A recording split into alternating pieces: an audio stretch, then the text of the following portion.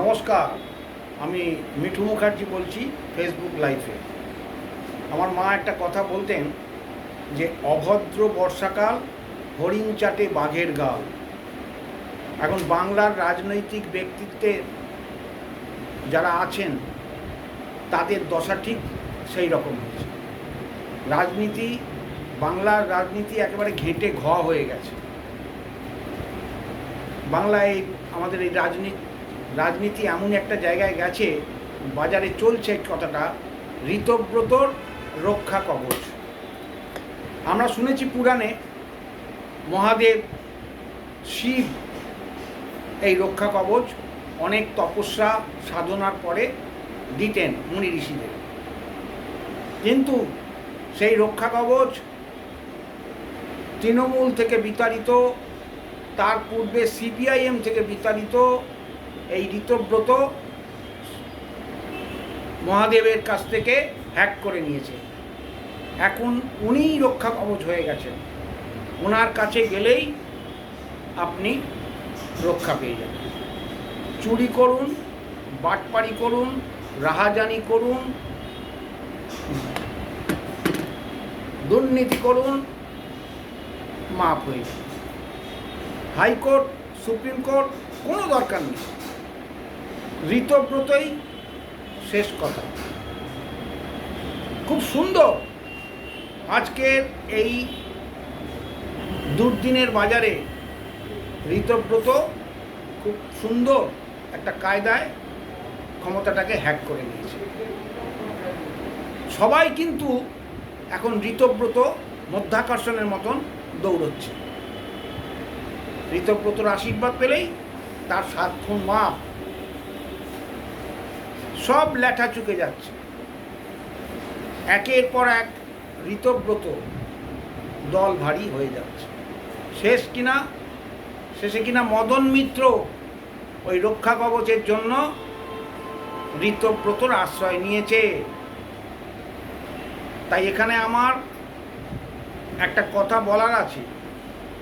ভাইপো মানে বুঝতেই পারছেন, অভিষেক বন্দ্যোপাধ্যায়কে বয়সে বড় একটা উপদেশ দেওয়ার ইচ্ছে আছে। উনি ইচ্ছে করলেই ওনার মান অভিমান, ইগো একটু ছাড়লেই, রাজনীতিতে করতে হয়। রাজনীতি এমনই একটা জায়গা, সেখানে সব মান অভিমান, ইগো, সততা, নিষ্ঠা কোনো মূল্য নেই।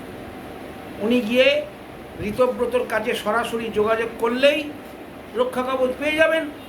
তখন no ED, no CID, no CBI, আর হাইকোর্টকেও দরকার পড়বে না, রক্ষা কবচ।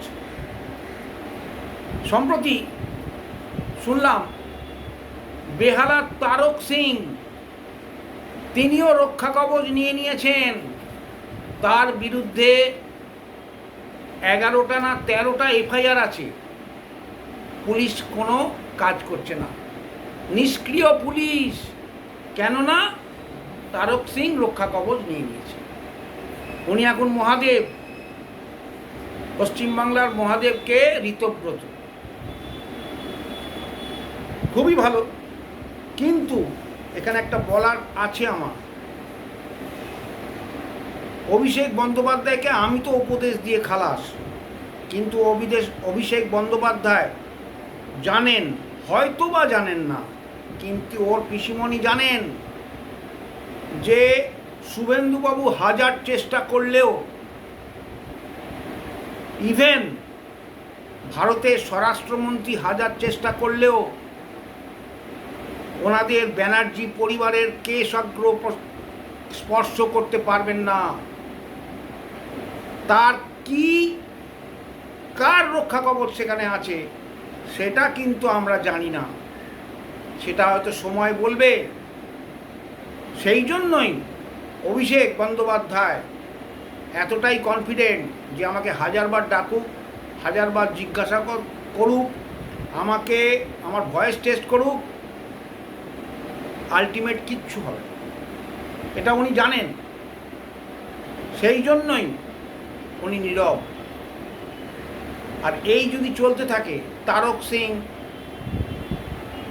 পাপ্পু সোনা, বড়নগরের কে পাপ্পু সোনা, তারা যদি এই রক্ষা কবচ নিয়ে চলতে থাকে, তাহলে যাদের প্রতি অবিচার হয়েছে, অন্যায় হয়েছে, যারা যার জন্য ভোট দিয়েছে, সবাই তো আর মমতার বিরুদ্ধে দেয়নি, দিয়েছে লোকাল যে গুন্ডামি, রাহাজানি, অত্যাচার, তার বিরুদ্ধে।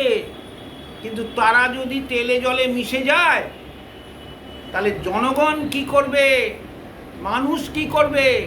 আমার তো মনে হয় বাংলার প্রতিটা রাজনৈতিক দলের মধ্যে একটা সিন্ডিকেট হয়েছে, 4টে দলই এক জায়গায় দাঁড়িয়ে আছে, মানুষ নিরুপায়, পালাবার কোনো জায়গা নেই। বাংলাতে টোটাল সমগ্র বাংলায় আমরা গৃহবন্দী, আমাদের কিচ্ছু করার নেই। তাই দর্শকের মতন শুধু দেখে যেতে হবে। আগামী ভবিষ্যৎ, আগামী দিন বলবে যে আমরা কি করব, কিভাবে বাঁচব। এইটুকুন বলে আজকে আমি আমার বক্তব্য শেষ করছি। জয় হিন্দ, ভারত মাতা কি জয়।